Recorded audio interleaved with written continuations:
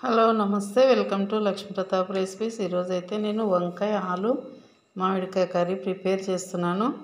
అందులో ఒక టమాటో కూడా. ఈ నాలుగింటి కాంబినేషన్లో కర్రీ అయితే సూపర్గా ఉంటుంది. చపాతీకి, పూరీకి, తర్వాత రైస్ కూడా బాగుంటుంది. ముందుగా ఇవైతే కట్ చేసి పెట్టుకుందాం. స్టవ్ మీద కడాయి పెట్టుకున్నాం కదా. ఇప్పుడైతే ఇందులోకి 1 టేబుల్ స్పూన్ వరకు ఆయిల్ వేసుకుందాం. ఎందుకంటే వంకాయలు చిన్నవి, ఒక 5 చిన్న ఆలు అంతే కాబట్టి ఆయిల్ కూడా తక్కువనే పడుతుంది. ఇప్పుడు ఇందులోకి ఒక 1/2 టీ స్పూన్ వరకు జీలకర్ర ఆవాలు, చిట్టుపట్లాడుతుంటే ఒక చిన్న ఉల్లిపాయ కట్ చేసి ఇందులో వేసుకోవాలి.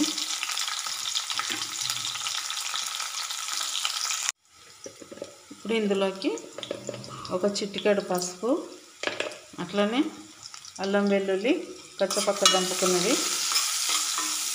ఇవి కొంచెం వేగినాయి అనుకున్నప్పుడు కట్ చేసి పెట్టుకున్న ఆలు ముక్కలు వేసుకోవాలి. వంకాయ అయితే తొందరగా మగ్గిపోతుంది కాబట్టి ఆలు ముందుగా వేసుకొని 1 నిమిషం పాటు ఇందులో వేగనిద్దాం.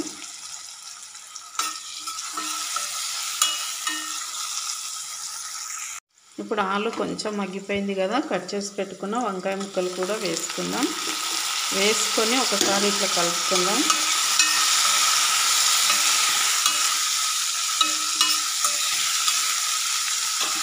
నెక్స్ట్ ఇందులో టమాటో ముక్కలు వేసుకొని 1 నిమిషం పాటు మూత పెట్టేసుకుందాం.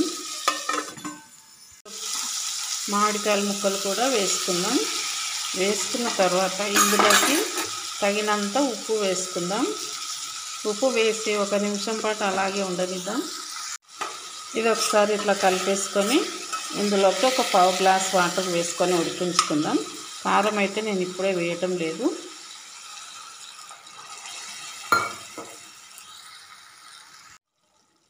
ఇప్పుడు వంకాయ ఆలులోకి కారం అయితే ఒక 1/2 టీ స్పూన్ వరకు వేస్తున్నా.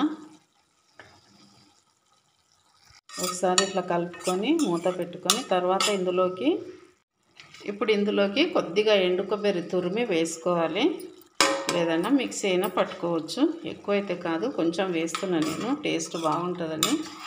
ఇంకంతే. ఒకసారి ఇట్లా కలుపుకొని 1 నిమిషం పాటు ఉడికితే సరిపోతుంది. ఈ కర్రీ ఎందులోకైనా బాగుంటుంది. రైస్, చపాతీ అనే కాదు, పూరి, జొన్న రొట్టి ఎందులోకైనా బాగుంటుంది. ఓకే, చూసారు కదా. కర్రీ అయితే రెడీ అయిపోయింది. ఇంకా సర్వ్ చేసుకోవటమే ఆలస్యం. ఓకేనా. బాగుంటుంది వంకాయ ఆలుగడ్డ కాంబినేషన్. ఇట్లా కర్రీ వండుకుంటే కొంచెం మామిడికాయ వేసి టేస్ట్ అయితే చాలా బాగుంటుంది. నచ్చితే ఒక లైక్ ఇవ్వండి. ఓకేనా. Thank you.